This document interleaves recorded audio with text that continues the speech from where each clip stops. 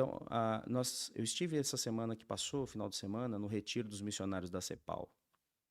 E quem falou conosco foi um dos líderes, mentores da CEPAL, da área de cuidado transcultural, e ele trouxe, numa das palestras, havia lá sobre altos e baixos, questão de inserção cultural, e uma das falas envolvia a nossa incapacidade de viver e estar inteiro naquilo que a gente faz. Então ele mostrou num gráfico, ele é psicólogo, da quantidade de pessoas que vivem em cima e os em cima e embaixo são sempre achatados e puxados para o meio. E aquilo fica sempre num médio constante. Como é que você tá? Vai se andando, né? Aqui em Nunca Portugal vai pior, se nunca andando, pior. né? Então você nem celebra o que acontece e você nem lamenta ou nem passa o luto que precisa passar. E a sabedoria de Provérbios, a sabedoria do Eclesiastes, a sabedoria bíblica, a sabedoria da vida de Jesus é de estar presente nas coisas que acontecem. E esse filme mostra isso. Não é? Lá para o final, que ele vai aprendendo essa história de que não adianta voltar o passado. E a sua esposa, que é a Mary, parece que sabe muito bem viver, sabe ser alegre, sabe lamentar. É a gente aprender essa leveza, né, para a nossa saúde mental e espiritual, inclusive. Né? A gente aprender a curtir e celebrar as nossas alegrias e experimentarmos, degustarmos isso, passarmos pelos lamentos a sério, de verdade, e atravessarmos isso, ao invés de puxar para a zona média e ficarmos doentes com isso, porque não vivemos e nem estamos inteiros em nada. Né? E se a gente olhar para o povo de Israel, a gente vai ver um povo de ritmos, as principais festas, as 4 festas do ano, celebração, momentos de lamento, o dia do perdão, dia de lamentar, né? Os sábados. Então, a vida tem esses ritmos e a gente acho que tem que aprender a respeitar esses ritmos, esses processos e viver o presente. Olhar para nossa esposa, né? Todos nós aqui somos casados, olhar para os nossos filhos, quem tem filho, olhar para as coisas que estão acontecendo e ver beleza nas pequenas coisas. E eu acho que isso conecta com sabedoria. Viver pedindo a Deus que nos ensine a contar os nossos dias e discernir. Deus, que tempo eu estou? Que estação é a minha? Né? Eu estou na fase do quê? Eu estou na fase de fazer mais um curso acadêmico, eu estou na fase de servir mais, eu estou na fase de à espera da frutificação, a questão da ilustração que existe entre a vida e a natureza. Você planta uma coisa, você trabalha muito no solo, joga semente, depois você tem que fazer o que? Tem que esperar. Depois aquilo surge, aí você trabalha mais um pouco. Depois aquilo está pronto para frutificar, mas você também espera. E a gente, né, aprender Uhum, essas dinâmicas para não adoecer. E eu uhum, estou dizendo isso como alguém que adoeceu uhum. no passado. Né? Adoeci pela pressa. A pressa foi me matando. Me matou a minha alma, a minha cabeça, a minha vocação, várias coisas. Né? E influenciou várias áreas da minha vida, até que o Senhor me resgatasse daí. Claro. Eu acho que tem um ponto aqui, Marcelo, que tu falaste que é muito interessante, porque Deus está conosco na simplicidade da vida. E a gente tem muito esse discurso, especialmente no campo teológico protestante, mais evangélico, na verdade, né? Esse discurso da vitória, de uma conquista, de superação. Porque Deus só, a evidência de que Deus está conosco é quando nós prosperamos, nós crescemos, nós somos promovidos, quando nós conquistamos coisas materiais. Não, Deus está conosco na simplicidade, na perda, na derrota. Aos olhos humanos, Deus está ali conosco. E isso nos leva a entender que essa simplicidade em que Deus está presente precisa ser vivida também no sentimento apropriado daquele momento. No momento da perda de um familiar ou, sei lá, o despedimento de um emprego e a pessoa fica numa situação financeira lamentável, um momento de saúde é um momento de tristeza e aquela tristeza tem que ser vivida e ela é boa de ser vivida e ela precisa ser vivida. Ela talvez seja mais calamitosa de ser vivida se eu não tenho Deus. Porque se eu não tenho Deus, eu não tenho expectativa, eu não tenho esperança e eu não tenho confiança no socorro que vem do alto. Agora, se eu tenho Deus, e aí Eclesiastes vai falar isso, e Provérbios também, sobre a importância de viver o luto, da importância de contemplar o dia do luto e saber chorar no tempo do luto. Nós vamos ver no ministério de Jesus chorando quando cabia chorar, se entristecendo quando deveria estar triste. Então são sentimentos legítimos humanos e que não precisam ser excluídos ou refutados da nossa trajetória e da nossa caminhada com Deus. Devem, pelo contrário, ser vividos.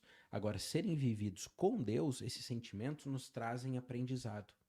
Não amargura, não ressentimento, mas aprendizado, para que nós possamos avançar mais fortes e com mais expectativa em Deus. Então eu acho que aqui tem um ponto muito relevante. Me parece que o personagem no filme, em algum momento, não conseguia lidar com essa frustração. Porque quando a frustração batia sobre ele e ele entrava naquele constrangimento, ele corria para um lugar escuro, que era o que ele precisava fazer, fechava lá as mãos, né, e voltava no tempo para corrigir aquilo. O facto é que a gente não pode voltar no tempo.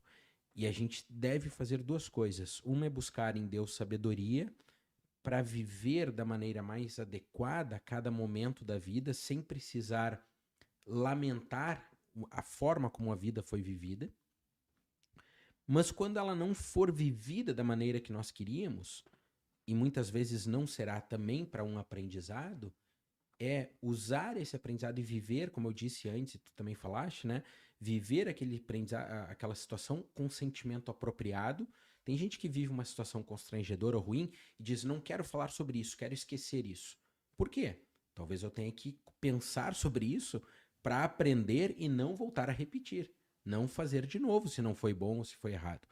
Então, essa intenção de fuga, de exclusão daquilo que não traz felicidade, e esse é um discurso muito presente na sociedade hoje, né? Quase que a felicidade é o triunfo, é o prêmio de tudo.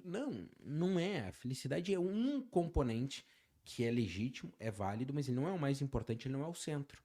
Ela está junto com a perda, junto com a tristeza, junto com a decepção. Tá tudo funcionando junto para moldar o nosso caráter. E, além disso, né, colocar em nós a visão correta, a expectativa correta acerca das promessas bíblicas. Porque, por exemplo, por que eu iria querer me encontrar com Cristo se tudo que eu tenho nesse mundo é feliz, é alegre, é abundante, é bom?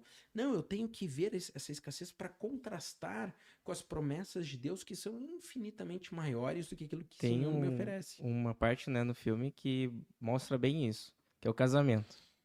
Dá tudo errado, né? Chove, estraga tudo, dá um monte de problema. Né? E daí tem um determinado momento que ele vira pra esposa e fala assim, tu queria fazer em outro dia, não sei o que, começa a perguntar pra ela. Ela vira, não, tipo, ela tá tão feliz da situação ali, de estar, né, casando e de tudo aquilo mesmo que acontece. Que tudo tenha ocorrido ruim, né? Tudo que tenha sido mal, exatamente. E é ali que eu vejo que ele começa a aprender isso que tu falou. Talvez eu não precisa voltar pra ser tudo perfeito, entendeu? Tipo, deu todo esse problema aqui, mas eu tô feliz aqui, entendeu? Eu tô com quem eu amo e tal, né? E depois tem essa questão, não sei se tu ia falar alguma coisa. Sim, ia dizer que o nosso segredo mágico, que não é só dos cristãos, mas está disponível no mundo a partir de Jesus e da sua ressurreição, o nosso jeito de voltar no tempo e redimir o que aconteceu é o perdão. Né? Então, a gente não pode voltar no tempo, mas a gente pode perdoar e a gente pode pedir perdão. Né? Então, esse é o nosso segredo mágico, que a gente precisa dizer aqui. Né? O Senhor é o Deus que faz o quê? Ele nos faz viver o dia, andar para frente, continuar construindo por meio de uma vida simples e resgata o nosso passado por meio do seu sangue derramado na cruz, que é promessa de perdão sobre nós ou sobre aqueles que nos ofenderam, né? E a oração do Pai Nosso está aí para provar isso. Então, há um jeito de viver para frente e o presente com base no perdão de Deus, que é o nosso poder mágico de, no escuro, fechar as mãos. Inclusive, essa questão desse poder mágico, digamos assim, nos faz até refletir acerca da perspectiva correta de cada coisa. Por exemplo, a questão da felicidade que o Francisco está falando, a gente no episódio passado, se eu não me engano, quando a gente fez panorama de Filipenses, né, da carta aos Filipenses, a gente pode olhar um pouco isso, que ali a alegria que é a carta da alegria, né, o plano de fundo dela, mas a alegria que Paulo está falando ali, não sei se qualquer um vai enxergar como alegria, porque ele fala das perseguições, ele fala das prisões, ele fala do sofrimento, etc. E vai dizer o seguinte: isto muito me alegra, porque sei que nisto o nome de Deus está sendo glorificado. Então, para nós, quando nos aproximamos de Deus, até algumas coisas para nós vão ser ressignificadas, alguns conceitos.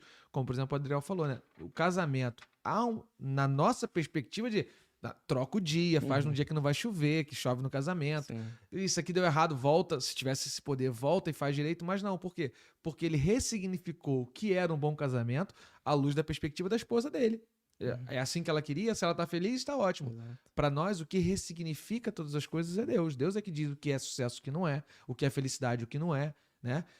E é esse chamado que o Pai, como dá para ele esse segredo, nosso Pai que está no céu também nos dá esse segredo de Sim. ressignificar o que é um bom e um mau dia, no momento em que eu uso uma ótica mais divina ou menos divina para ver o mundo.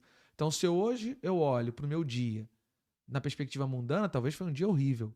Mas se eu ponho o prisma divino ali, se eu olho aquilo à luz da palavra de Deus revelada para mim, esse pode ter sido um dia maravilhoso. É verdade. Né? Então, tudo vai Podemos do quê? sempre reinterpretar. né? Exato. Tudo vai da ótica que eu aplico.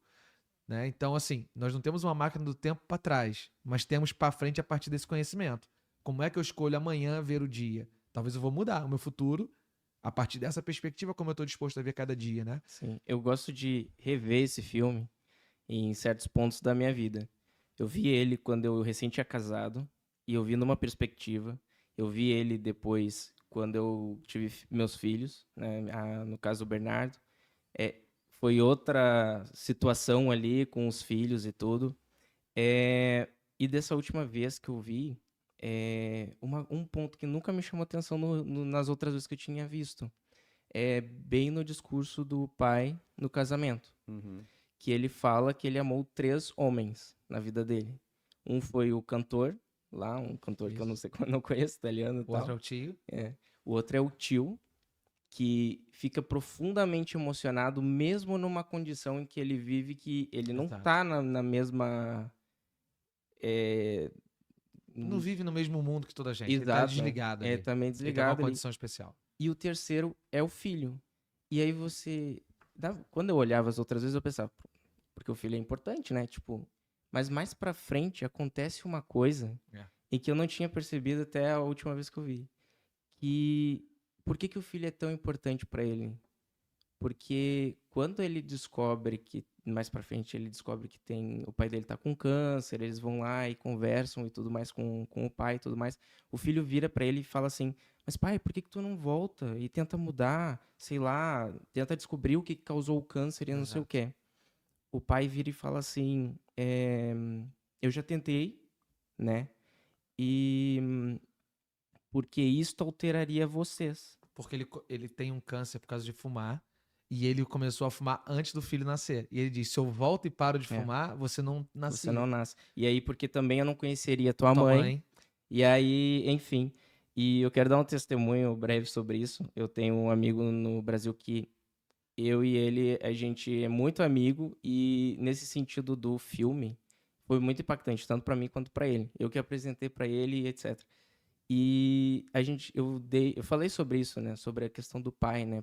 Pro pai ter abdicado, de ter vivido mais, porque para poder passar momentos com o filho, né? E também durante o filme aparece várias vezes isso com o pai, né? Mas eu falei sobre essa situação, né?